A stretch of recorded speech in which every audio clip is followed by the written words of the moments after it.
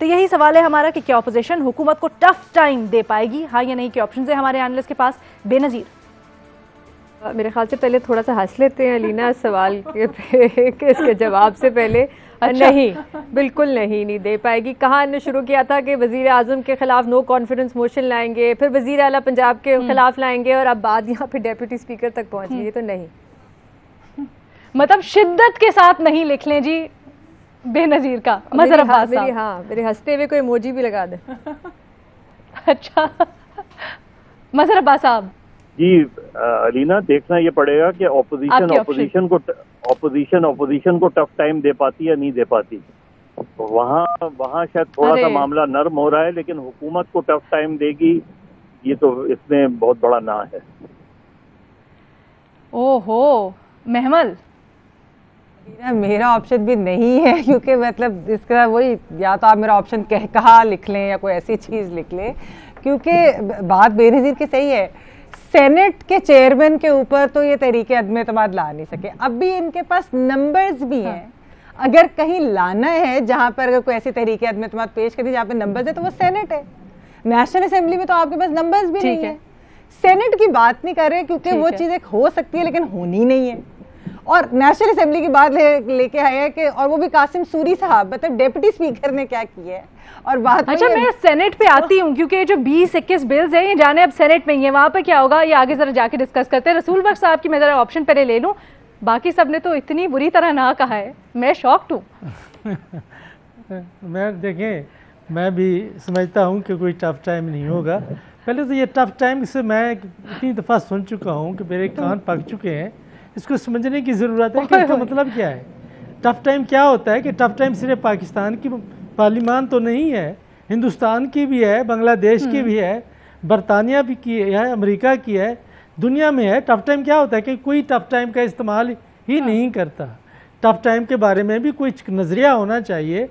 वो tough time ये होता है कि जो हुकूमत के अदाद शुमार हैं उनको रद्द करने के लिए आप मुतमादिल काबिल एतमाद सामने स्टेटिस्टिक्स लेके हैं और हुकूमत को कहें कि जी आप दुरुस्त नहीं कह रहे।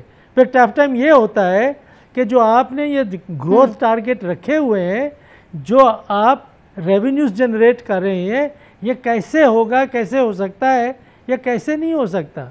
तो अगर ये लाहेमाल आपके पास नहीं है, कोई हिकमत अमली नहीं है, और इस वक्त मैं ये देखता हूँ कि सियासी जमातों के पास इस्तेदाद ही नहीं है कि वो बैठ के बजट के बारे में कोई बात कर सकें।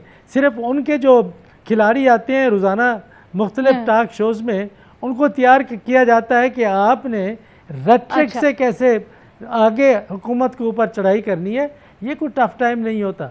टफ टाइम ये होता है बस ये ज़बानी कलाम है। मुतबादिल पॉलिसी के लिहाज से मुतबादिल कोई स्ट्रैटेजी पेश करे, आपको भी पता चले, हमें भी पता चले। ये भी बेनजीर के पास लेके जाती हूँ। बेनजीर, लेकिन पहले तो ये था ना, हमने देखा पीडीएम का फोरम इस्तेमाल हो रहा था, उसके ऊपर क्लैश था आइडियोलॉजीज का भी पार्टीज के दरमियान में। लेकिन अब तो कल एक साथ खड़े हुए थे शहबाज शरीफ और बिलावल, और कहते हैं कुछ कमोबेश उनका नजरिया भी एक ही है। तो पार्लियामेंट में मुमकिन नहीं है कि जरा अलीना, अभी 2 दिन पहले आपने भी इसका जिक्र खींच के रखें, आपने भी इसका वैसे जिक्र किया है कि अभी 2-3 दिन पहले तो 21 हुकूमत के बिल थे जो पास हो गए। ऑपोजिशन ने क्या कर लिया, बल्कि उसमें वो था एक क्रिमिनल लॉ अमेंडमेंट बिल जिसके बारे में हमने रिपोर्ट कार्ड पे बात भी की थी, जिसमें केमिकल कैस्ट्रेशन की बात की गई है। ऑपोजिशन से आपने सुना कि उस पर कोई उन्होंने एहतजाज किया हो या सोशल मीडिया पे कोई उस पर बात। दूसरा ये ख्याल से जो हुकूमत को हुकूमत टफ टाइम दे सकती है, ऑपोजिशन नहीं दे सकती। जैसे हमने उस दिन देखा कि वो पीटीआई के जो एमएनए थे वो खुद उठे नेशनल असेंबली में, नूर आलम साहब, और उन्होंने बात की कि बिजली की कीमतें कितनी ज़्यादा है और कितना मुश्किल है अवाम का गुजारा होना। और हमाद अजहर साहब उस पर काफ़ी नाराज़ हुए थे। तो लेकिन ये होगा कि इलेक्शन से पहले और एमएनए एमपीएस जो हैं जिनको हुकूमत की परफॉर्मेंस क्योंकि कुछ खास है। मजहर अब्बास साहब, आप समझते हैं कि ऑपोजिशन नहीं दे सकती टफ टाइम हुकूमत को? क्या वजह है? क्या अब पार्लियामान में भी अगर एक साथ मिल जाएं और जैसे डिप्टी स्पीकर के खिलाफ कह रहे हैं तहरीक अदम एतमाद ले आए, तो इससे फर्क नहीं पड़ेगा? देखिए, ऑपोजिशन को अभी तक ये एतमाद नहीं है कि वो बजट पास नहीं करवा पाएंगे। टफ टाइम तो ये होता है ना कि आप बजट नहीं पास कर पाएं, हुकूमत बजट में मुश्किल हो, वो नहीं होगा। देखिए, इसका कौन किसको टफ टाइम दे रहा है। जहांगीर तरीन इमरान खान को टफ टाइम दे रहे हैं। इस वक्त तो जो टफ टाइम हो रहा है वो अपोजिशन टाइम दे रही है, हुकूमत टाइम दे रही है, और अभी हाल है हुकूमत के लिए बड़ा चैलेंज आगे अपोजिशन तक नहीं, लेकिन इसको थोड़ा सा ट्विस्ट करते हैं आपकी इक्वेशन को और महमल के पास लेके चलते हैं। महमल, जहांगीर हम मुख्तलिफ फॉर्मूलाज ट्राई कर रहे हैं ना, आज किसी न किसी तरह से हमने टफ टाइम दिलवाना ही है। महमल, ये बताएं, ये जो जहांगीर तरीन साहब कल उन्होंने दरखास्त जमानत अपनी वापस ले ली, कहा जाता है कि जी FIA ने कहा कि हमें तो उनकी गिरफ्तारी मतलूब ही नहीं है।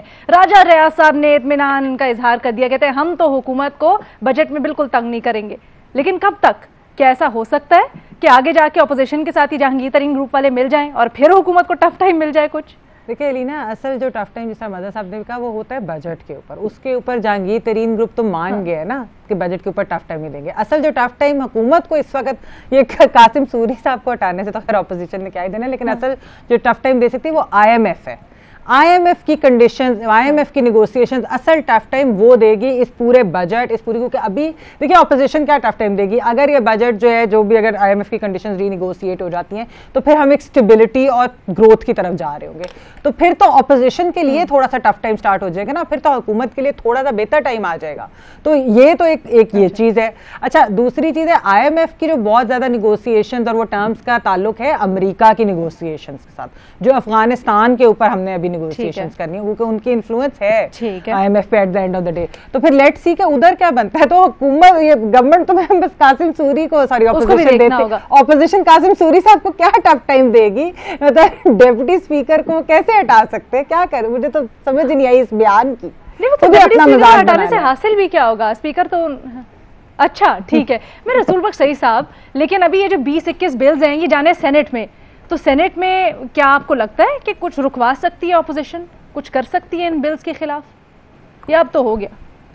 देखिए, वो कर तो सकते हैं कि क्यों नहीं कर सकते, अगर वो करना चाहें तो बिल्कुल कर सकते हैं, लेकिन साथ अगर किसी बिल में तरमीम ले आनी है या उसको रुकवाना है, उसके लिए कुछ दलील भी होनी चाहिए, उसके लिए तैयारी भी होनी चाहिए। मुखालफत बगैर मुखालफत तो पार्लिमान की रूह नहीं होती, रिवायात नहीं होती। लेकिन मैं एक और बात करना चाहता हूं, उनके कई दफा आ रहे हैं जी, बिल्कुल मैं आपके पास करना चाह रहा था कि अगर आप बिजली का आप खरीद करते हैं 25 रुपए पे, अवाम को देते हैं 15 रुपए पे, अब 10 रुपए का फ़र्क जो खरबों में बढ़ता है वो आप कहाँ से देंगे? अगर आपने अवाम से टैक्स लेके वो देना है या कर्जे लेके देना है तो फिर उससे आप तरक्की तो नहीं कर सकते, डेवलपमेंट के ऊपर तो खर्च नहीं कर सकते।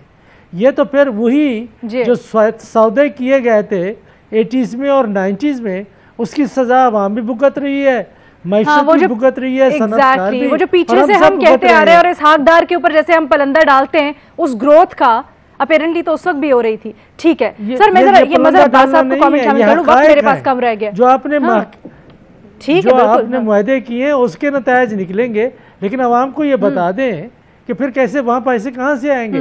उसका तरीका यही है मेरे ख्याल में। इसमें जो एक उम्मीद की किरण मुझे नजर आती है कि अगर आप 900 बिलियन आप इन्वेस्ट करते हैं पब्लिक सेक्टर में और आप सरमायादार को मौका दे रहे हैं कि वो इन्वेस्ट करे, तो उससे रेवेन्यूज बढ़ेंगे हुकूमत के। वो जब रेवेन्यूज बढ़ेंगे तो आप ये जो शार्टफॉल है डेवलपमेंट में भी और कर्जों के अदायगी में भी कम कर, वो तमाम चीजें सर, ये थोड़ा सा आप लेट हो गए, ये सारे आर्गुमेंट्स आपने पहले सवाल में देने थे, अभी बिल्कुल हमारा माइंड किसी और तरफ चला गया है। टफ टाइम दे रहे सकता हूँ मजहर अब्बास साहब। देखिए वो तो सबने बात करी क्या ही अच्छा हो कि सारे गवर्नमेंट और अपोजिशन मिलके IMF को टफ टाइम दे, लेकिन इससे हट के मैं बिल्कुल बात करूंगा कि हमारे कोलीग इरशाद भट्टी बहुत सख्त बीमार हैं, और मेरा ख्याल है कि पूरी रिपोर्ट कार्ड की टीम की तरफ से उनके लिए दुआए सेहत और लोगों को भी चाहिए, क्योंकि मेरी आज भी उनसे जो मैसेज से बात हुई है उससे मुझे अंदाजा हुआ है कि उनकी तबीयत काफी खराब है। तो सर, हमने उनको दुआ भी पहुंचा दी थी, उनकी खैरियत भी कर दी। आमीन आमीन आमीन। हम अपने देखने वालों से भी इल्तमास करते हैं कि हमारे भट्टी साहब बड़े हमारे काबिल दोस्त हैं, उनके लिए दुआ करें। लेकिन मजहर साहब, जाते जाते ये जो रसूल बख्श सईद साहब से मैंने सवाल पूछा था, आपको क्या लगता है अभी अगर सेनेट में बिल्स जाएं तो अपोजिशन मिलके रुकवा सकती है इनको, कुछ करवा सकती है इनके ऊपर? बातें तो बड़ी हो रही है ना, आज भी एहसन इकबाल साहब ने प्रेस कॉन्फ्रेंस की है। अलीना सारी बातें हो सकती हैं, पहले ऑपोजिशन को तो टफ टाइम देना छोड़े ना, यानी जब ऑपोजिशन को टफ टाइम देगी, डिस्ट्रस्ट होगा, एक दूसरे पे ज्यादा क्या लगता है रुकवाएंगे? नहीं होगा, मुझे लग नहीं रहा, मुझे कोशिश जरूर करेंगे लेकिन रुक नहीं सकते। ओके।